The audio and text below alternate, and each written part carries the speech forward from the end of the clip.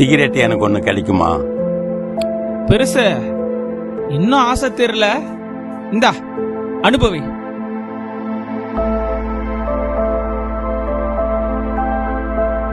யோ, ஏயா கசக்கி வீசுன? தம்மோட வேல்யூ என்னன்னு தெரியுமாயா? தெரியும் தம்பி. என்னையா? அது என் மகனோட சமாதி. சிகரெட் அதிகமா குடிச்சு நுரையீரல் கெட்டு போய் போன வருஷம் தான் தம்பி இறந்தான். அநியாயமா 20 வயசுலயே செத்து போயிட்டான் தம்பி.